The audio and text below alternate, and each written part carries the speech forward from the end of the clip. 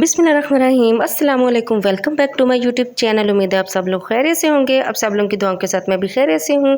अल्लाह ताला आपकी सेहत में बरकत डाले, आपके रिज़्क में बरकत डाले और आपके दस्तरखानों को हमेशा वसी रखे। तो चलो जी शुरू करते हैं आज इसी दुआ के साथ आज की रेसिपी। आज मैं आप लोगों की बहुत ही फरमाइश पर मुझे बहुत से कमेंट्स आ रहे थे कि आप भी हमें बहुत ही ईजी रेसिपी के साथ स्पॉन्जी सॉफ्ट और बहुत इजी रेमेडी बताएं हमें रसगुल्ले बनाने के लिए। ये जो मैं आपको तरकीब बताने लगी हूँ, ये जो रेसिपी मैं आपको देने लगी हूँ, इस पर मैंने खुद बहुत काम किया है, बहुत सर्च किया, उसके बाद ये परफेक्ट रसगुल्ले बनाने की रेसिपी मैं आपके लिए लेके आई हूँ।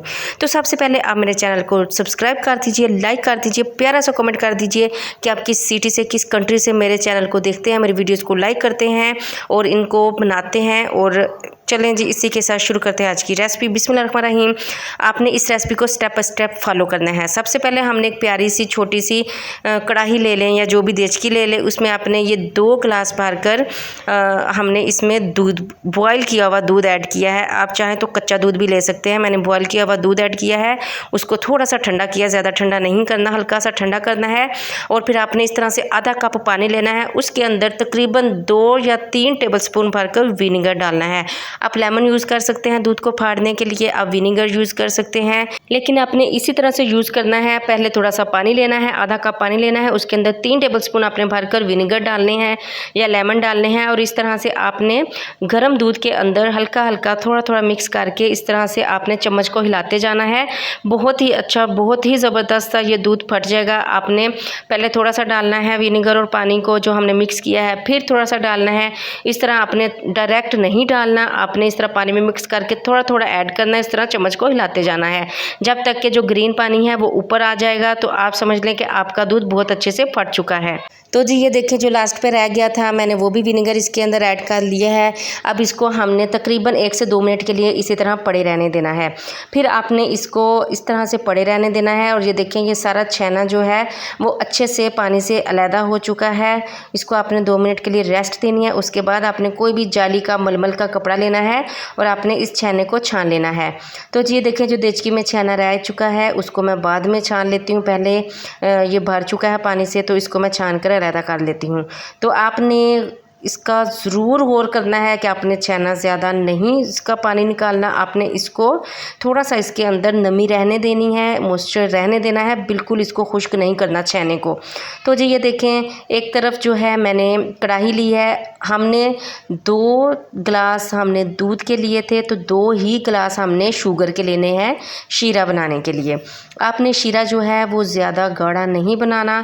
आपने इसके अंदर 2 गिलास चीनी डाली है, 2 गिलास इसमें पानी को ऐड करना है और इसको आपने अच्छे से मिक्स करके रख देना है। नीचे आपने जो है चूल्हे को ऑन कर देना है। तो आपने याद रखना है कि जब इसमें चीनी अच्छे से मेल्ट हो जाएगी तो इसको आपने थोड़ा सा बॉयल दिलाना है और फिर आपने चूल्हे को बंद कर देना है। चलें जी दूसरी साइड पर छेना जो है वो हमारा अच्छे से पानी निकल चुका है। आपने छेना को ज़्यादा नहीं छानना, इसका पानी ज़्यादा नहीं निकालना, आपने इसमें थोड़ा सा मॉइस्चर रखना है ताकि जो छेना है वो अच्छे से बहुत मुलायम सा, सॉफ्ट सा, मलाई की तरह जो है वो बनकर निकले, बनकर रेडी हो। ये देखें जी अब इसमें जो ज़्यादा मेहनत का काम है उसको आपने इस तरह से हथेली की मदद से आपने इसको मसलना है। इसमें जो ज़्यादा काम देगा वो मसलना होगा। जैसे जैसे आप इसको मसलते जाएंगे ये जो है वो इस तरह से अपनी बेस पकड़ता जाएगा और ये इकट्ठा होता जाएगा और ये ऑयल भी छोड़ेगा और ये मॉइस्चर भी होगा और ये बहुत ही ज़बरदस्त सा पेस्ट बनेगा।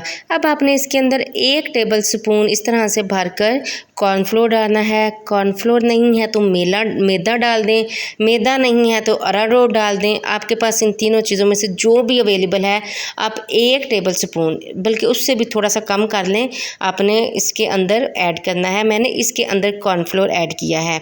तो इस तरह आप कॉर्नफ्लोर डाल के फिर आपने इसको अच्छे से मसलना है हथेली की मदद से।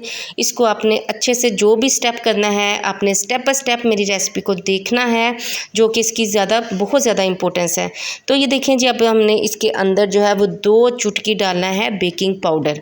आपने इसके अंदर बेकिंग पाउडर ऐड करना है। ये हमारे जो रसगुल्ले हैं उनको फ्लफ़ी करेगा, फुलाएगा और अंदर से स्पॉन्जी और सॉफ्ट भी करेगा। अब हमने इसके अंदर बेकिंग पाउडर ऐड करके उसको अच्छे से मसलना है, मसलते रहना है इसी तरह से मसल के, और ये इतना अच्छा सा ये डो सी हमारी बन जाएगी ना, सॉफ्ट सी और चिकनी सी। और इस तरह से हम इसके छोटे छोटे बॉल्स बना लेंगे। तो जब तक मैं इसके बॉल्स बना रही हूँ, आप तब तक जो है मेरे चैनल को लाइक कर दीजिए, मुझे प्यारा सा कमेंट कर दीजिए और मेरी जो रेसिपीज़ हैं उनको ट्राई किया कीजिए। मैं रेसिपीज़ को बहुत ज़्यादा जो है वो सर्च करके ट्राई करके जब बहुत ज़्यादा अच्छी और बहुत परफेक्ट बनती है तो फिर मैं आपके सामने लेके आती हूँ, ताकि आप जो मुझे आता है आप मुझसे वो सीख सकें और उसको भी आप अप्लाई कर सकें, आप बना सकें और आपका फ़ायदा हो सके। तो जी ये देखें, इस तरह से हम छोटी छोटी बॉल्स बनाकर रख लेंगे। और ये मैंने रसगुल्लों की छोटी छोटी सी बॉल्स बनाकर एक साइड पे रख ली है। अब दूसरी साइड पे जो है ये हमारा शीरा जो है वो बॉयल होना शुरू हो चुका था। अब इसके अंदर मैंने एक बोल डालकर चेक किया है कि बोल हमारी फटी तो नहीं, टूटी तो नहीं। तो बोल हमारी बिल्कुल परफेक्ट सी इसके अंदर बन रही है। तो हम सारी बोल्स इसमें ऐड कर देंगे, ढक्कन लगाकर 5 मिनट के लिए हम छोड़ देंगे। 5 मिनट के बाद देखें जी, जो हमने बोल्स बनाई थी वो फ्लफ़ी हो चुकी हैं, वो थोड़ी सी फूल चुकी हैं और बहुत ही ज़बरदस्त सी शीरे में डिप हुई हैं। तो आप भी इसी तरह से इसको बनाएं, स्टेप बाय स्टेप रेसिपी को फॉलो करें। और ये आप जब भी स्टेप बाय स्टेप रेसिपी को फॉलो करें तो आप 1 से 2 दफ़ा वीडियो को ज़रूर तसल्ली से देखा करें। अब जी ये देखें, गर्म पानी मैं इसके साथ चम्मच के साथ इसके अंदर डालती जा रही हूँ।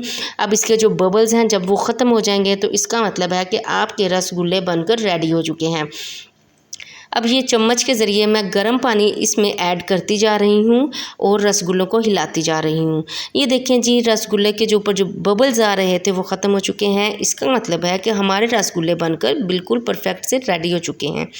और ये देखें, मैं आपको दिखा रही हूँ कितने ज़बरदस्त से, खुशबू इतनी प्यारी है।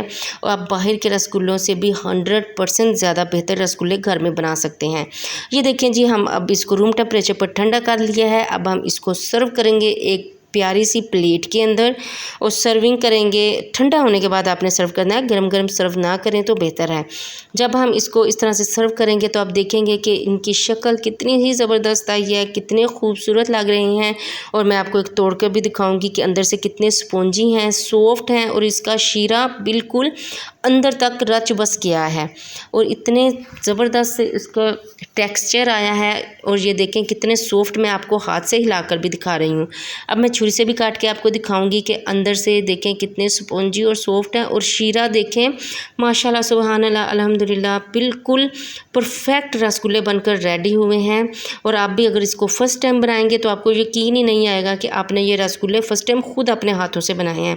तो आपने स्टेप बाय स्टेप और टिप्स के साथ इस रेसिपी को फॉलो करना है। अगर आपको समझ नहीं आई तो आप 2 से 3 दफ़ा पूरी वीडियो को देखें ताकि आपको अच्छे से इस रेसिपी की समझ आए। मुझे इजाज़त दीजिए, मिलते हैं नेक्स्ट रेसिपी के साथ। अल्लाह हाफिज़।